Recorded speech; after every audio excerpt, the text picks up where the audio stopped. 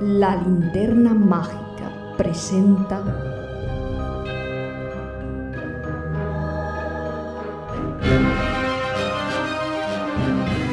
Cuentos Oscuros.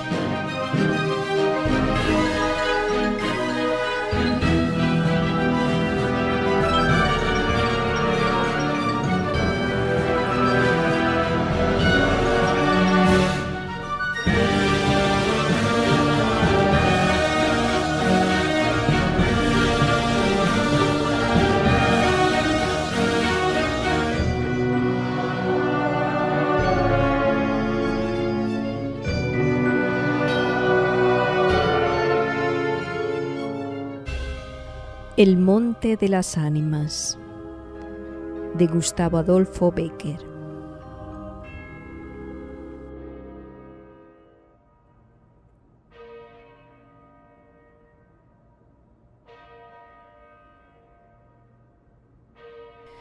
La noche de difuntos me despertó, a no sé qué hora, el doble de las campanas.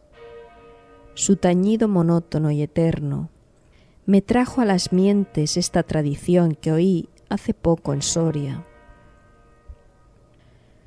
Intenté dormirme de nuevo. Imposible. Una vez aguijoneada, la imaginación es un caballo que se desboca y al que no sirve tirarle de la rienda. Por pasar el rato, me decidí a escribirla, como en efecto lo hice. Yo la oí en el mismo lugar en que acaeció, y la he escrito volviendo algunas veces la cabeza con miedo, cuando sentía crujir los cristales de mi balcón, estremecidos por el aire frío de la noche.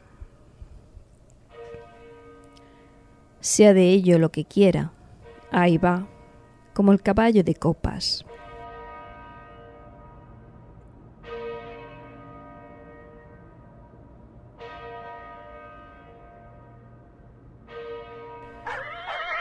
Atad los perros, haced la señal con las trompas para que se reúnan los cazadores y demos la vuelta a la ciudad. La noche se acerca. Es día de todos los santos y estamos en el Monte de las Ánimas. ¿Tan pronto? A ser otro día, no dejará yo de concluir con ese rebaño de lobos que las nieves del Moncayo han arrojado de sus madrigueras. Pero hoy es imposible. Dentro de poco sonará la oración de los templarios, y las ánimas de los difuntos comenzarán a tañer su campana en la capilla del monte. ¿En esa capilla ruinosa? Bah, ¿quieres asustarme? No, hermosa prima. Tú ignoras cuánto sucede en este país, porque aún no hace un año que has venido a él desde muy lejos. Refrena tu yegua. Yo también pondré la mía al paso, y mientras dure el camino, te contaré esa historia. Los pajes se reunieron en alegres y bulliciosos grupos. Los condes de Borges y de Alcudiel montaron en sus magníficos caballos, y todos juntos siguieron a sus hijos Beatriz y Alonso, que predecían a la comitiva a bastante distancia. Mientras duraba el camino, Alonso narró en estos términos la prometida historia. Ese monte, que hoy llaman de las Ánimas, pertenecía a los templarios, cuyo convento ves allí, al margen del río. Los templarios eran guerreros y religiosos a la vez. Conquistada Soria a los árabes, el rey los hizo venir de lejanas tierras para defender la ciudad por la parte del puente, haciendo en ello notable agravio a sus nobles de Castilla, que sí hubieran solos sabido defenderla como solos la conquistaron. Entre los caballeros de la nueva y poderosa orden y los hidalgos de la ciudad fermentó por algunos años, y estalló al fin un odio profundo. Los primeros tenían acotado ese monte, donde reservaban caza abundante para asistir sus necesidades y contribuir a sus placeres. Los segundos determinaron organizar una gran batida en el coto, a pesar de las severas prohibiciones de los clérigos con espuelas, como llamaban a sus enemigos. Cundió la voz del reto, y nada fue parte a detener a unos en su manía de cazar y a los otros en su empeño de estorbarlo. La proyectada expedición se llevó a cabo. No se acordaron de ella las fieras. Antes la tendrían presentes tantas madres como arrastraron sendos lutos por sus hijos. Aquello no fue una cacería, fue una batalla espantosa.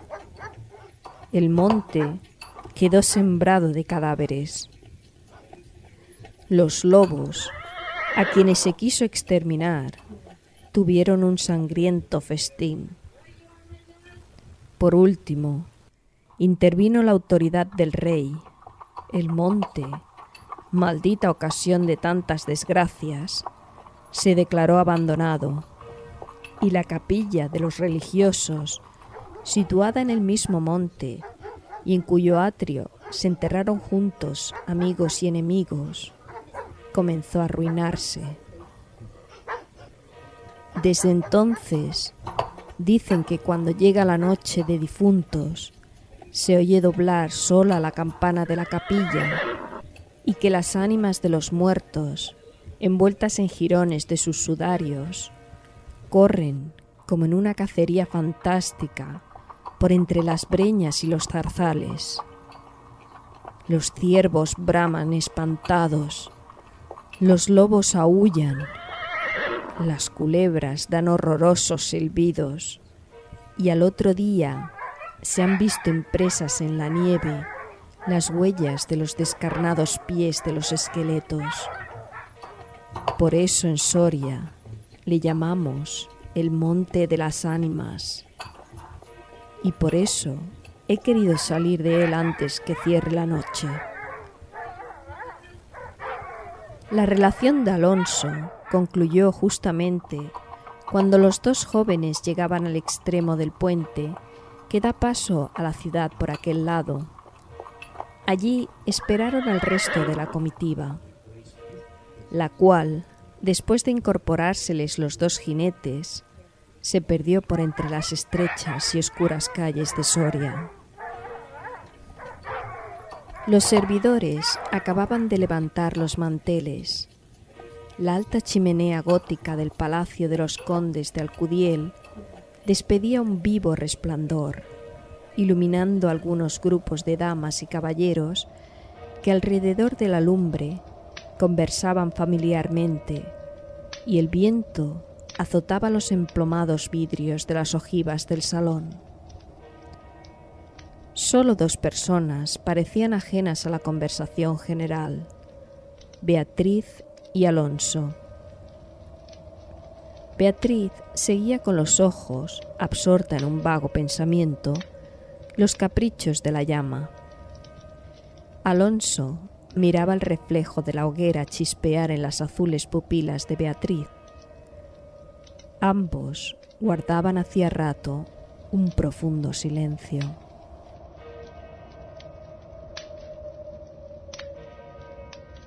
Las dueñas referían a propósito de la noche de difuntos cuentos temerosos en que los espectros y los aparecidos representaban el principal papel, y las campanas de las iglesias de Soria doblaban a lo lejos con un tañido monótono y triste.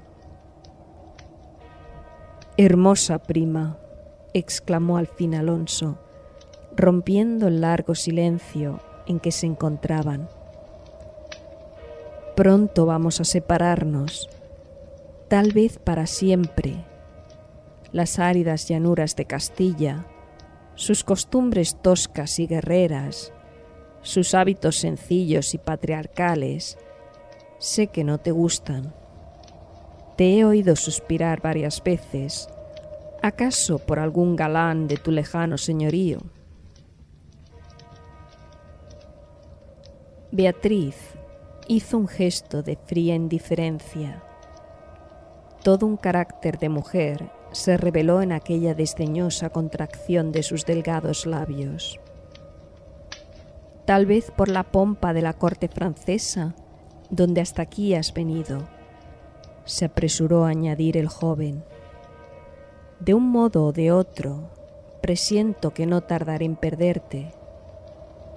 Al separarnos, quisiera que llevases una memoria mía. ¿Te acuerdas cuando fuimos al templo a dar gracias a Dios por haberte devuelto la salud que viniste a buscar a esta tierra? El joyel que sujetaba la pluma de mi gorra cautivó tu atención. Qué hermoso estaría sujetado un velo sobre tu oscura cabellera, ya aprendido el de una desposada. Mi padre se lo regaló a la que me dio el ser, y ella lo llevó al altar. ¿Lo quieres?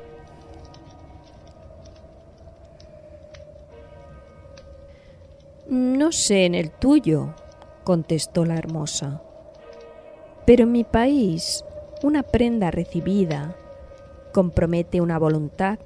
Solo en un día de ceremonia debe aceptarse un presente de manos de un deudo, que aún puede ir a Roma sin volver con las manos vacías.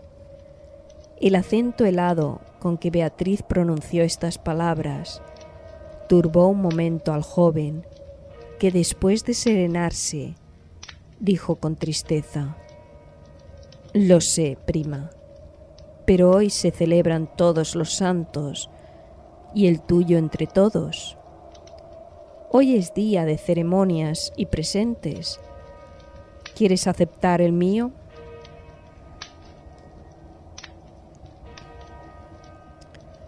Beatriz se mordió ligeramente los labios y extendió la mano para tomar la joya, sin añadir una palabra. Los dos jóvenes volvieron a quedarse en silencio y volvióse a oír la cascada voz de las viejas que hablaban de brujas y de trasgos, y el zumbido del aire que hacía crujir los vidrios de las ojivas y el triste y monótono doblar de las campanas.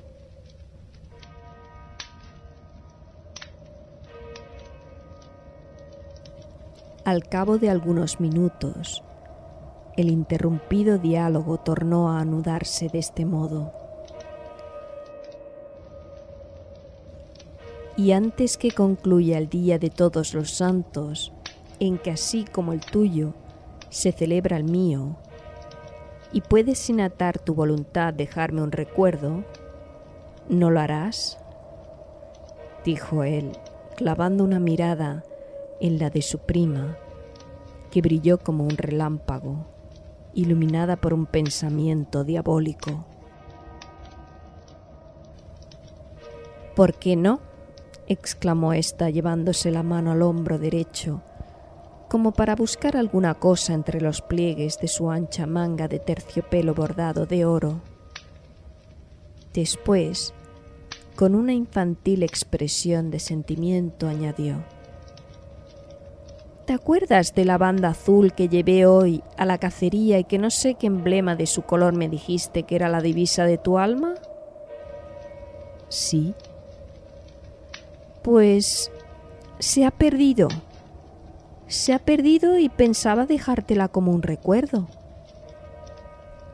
«¿Se ha perdido? ¿Y dónde?», preguntó Alonso, incorporándose de su asiento y con una indescriptible expresión de temor y esperanza. «No sé. ¿En el monte, acaso?» «En el monte de las ánimas», murmuró palideciendo y dejándose caer sobre el sitial.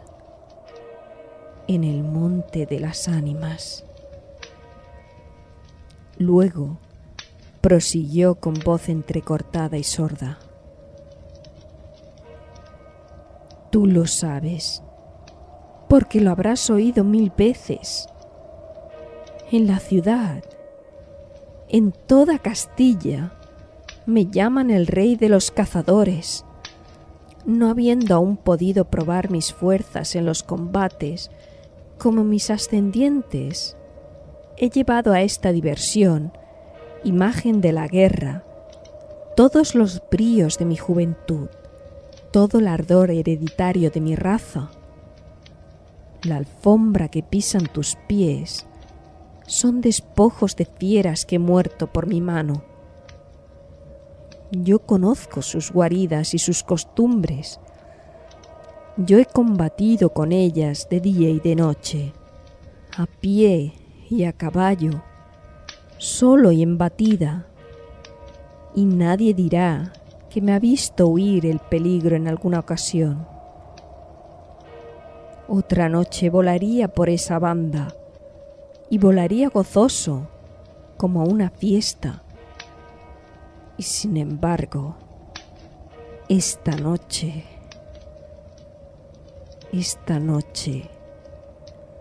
¿a qué ocultártelo?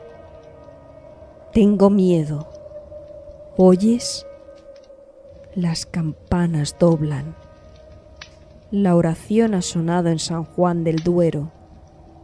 Las ánimas del monte comenzarán ahora a levantar sus amarillentos cráneos de entre las malezas que cubren sus fosas. Las ánimas, cuya sola vista puede helar de horror la sangre del más valiente, tornar sus cabellos blancos o arrebatarle en el torbellino de su fantástica carrera, como una hoja que arrastra el viento sin que se sepa dónde. Mientras el joven hablaba, una sonrisa imperceptible se dibujó en los labios de Beatriz, que cuando hubo concluido, exclamó con un tono indiferente, y mientras atizaba el fuego del hogar, donde saltaba y crujía la leña, arrojando chispas de 1000 colores. «Oh, eso de ningún modo. ¡Qué locura! Ir ahora al monte por semejante friolera. Una noche tan oscura, noche de difuntos, y cuajado el camino de lobos».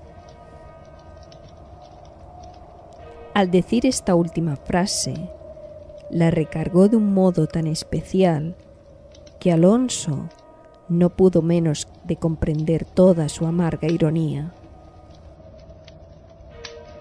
Movido como por un resorte, se puso en pie, se pasó la mano por la frente, como para arrancarse el miedo que estaba en su cabeza y no en su corazón, y con voz firme exclamó dirigiéndose a la hermosa, que estaba aún inclinada sobre el hogar, entreteniéndose en revolver el fuego: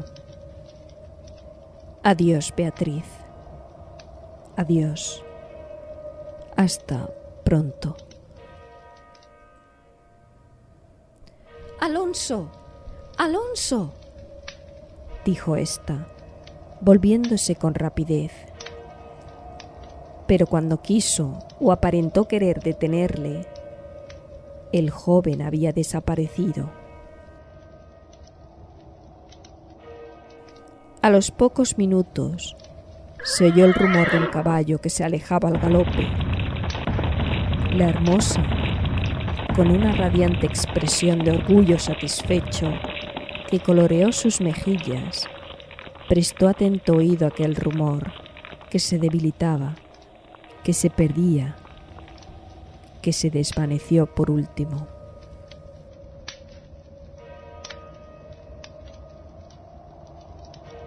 Las viejas, en tanto, continuaban en sus cuentos de ánimas aparecidas. El aire zumbaba en los vidrios del balcón y las campanas de la ciudad doblaban a lo lejos. Había pasado una hora 2, 3. La medianoche estaba a punto de sonar y Beatriz se retiró a su oratorio. Alonso no volvía, cuando en menos de una hora podía haberlo hecho. «Habrá tenido miedo», exclamó la joven cerrando su libro de oraciones y encaminándose a su lecho. Desde los rezos que la Iglesia consagra el día de difuntos a los que ya no existen. Después de haber apagado la lámpara y cruzado las dobles cortinas de seda, se durmió. Se durmió con un sueño inquieto, ligero, nervioso. Las 12 sonaron en el reloj del postigo.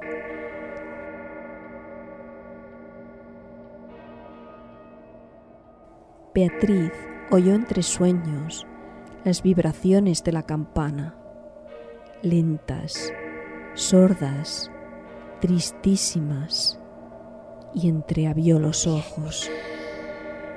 Creía haber oído un par de ellas pronunciar su nombre, pero lejos, muy lejos, y por una voz ahogada y doliente. El viento gemía en los vidrios de la ventana.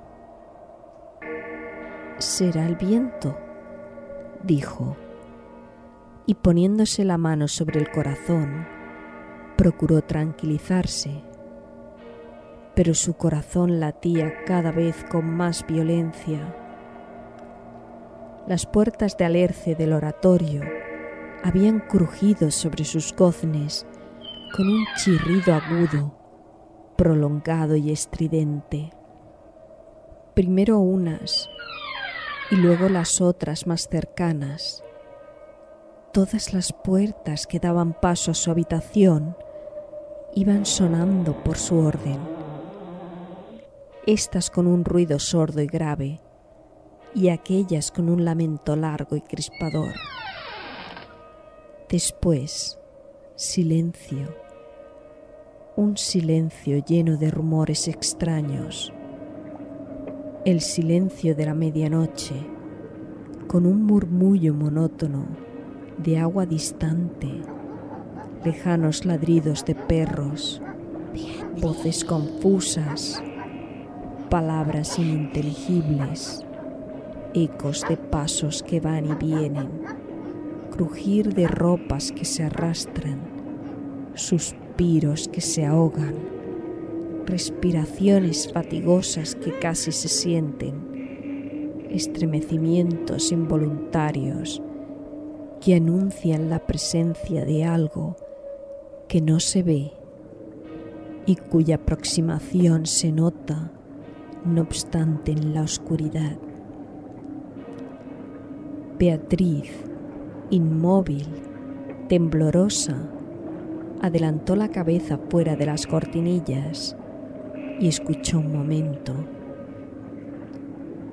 Oía 1000 ruidos diversos.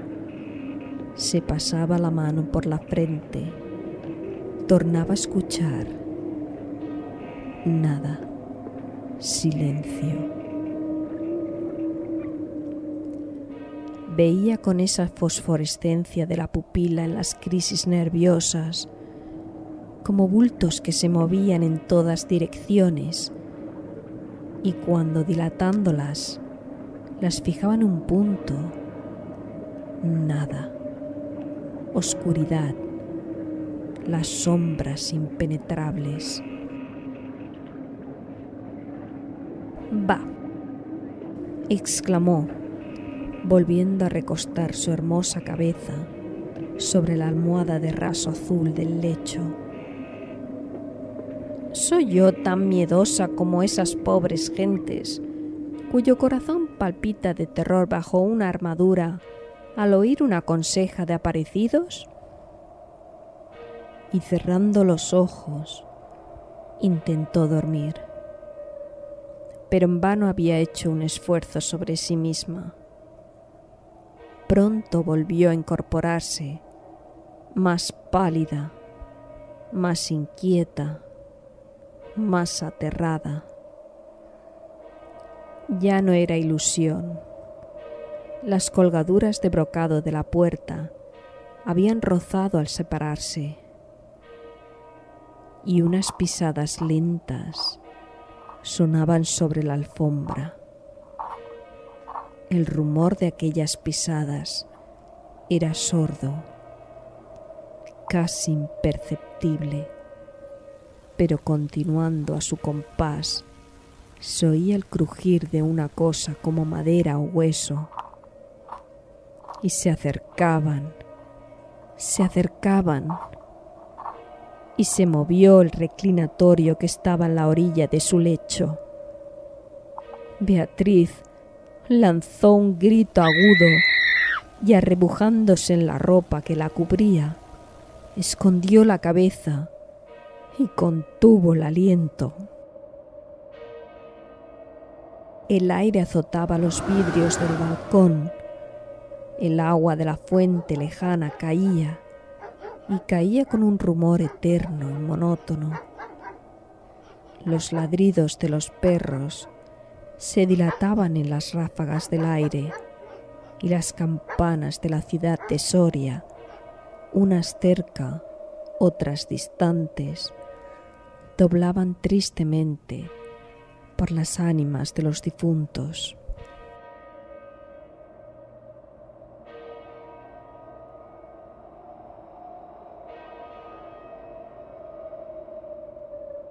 Así pasó 1 hora, 2, la noche, 1 siglo, porque la noche aquella pareció eterna a Beatriz.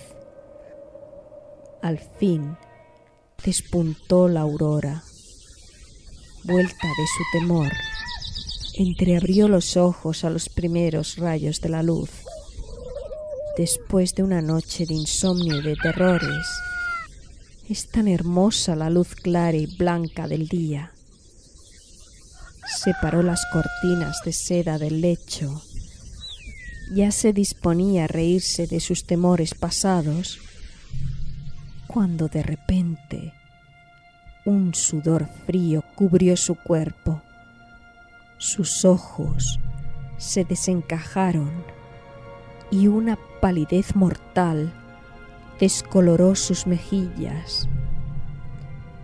Sobre el reclinatorio había visto, sangrienta y desgarrada, la banda azul que perdiera en el monte, la banda azul que fue a buscar a Alonso.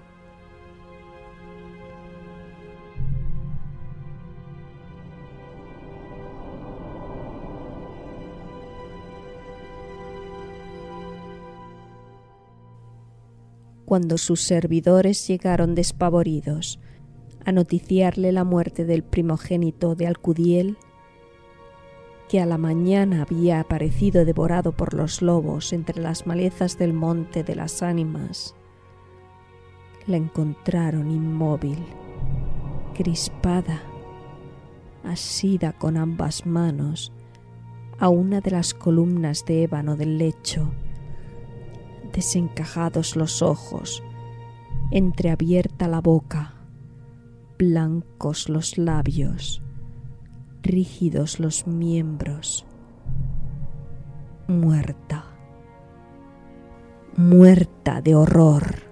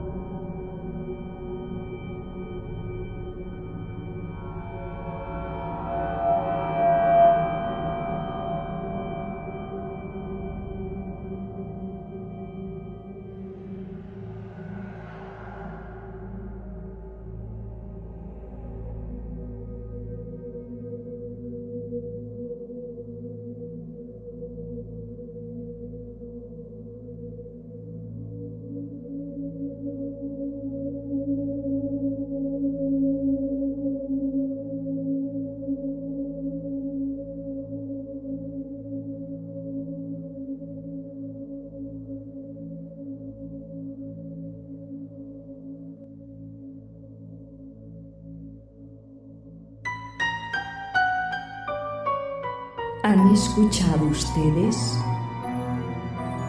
Cuentos oscuros. Dirigido y presentado por Elena Rubio.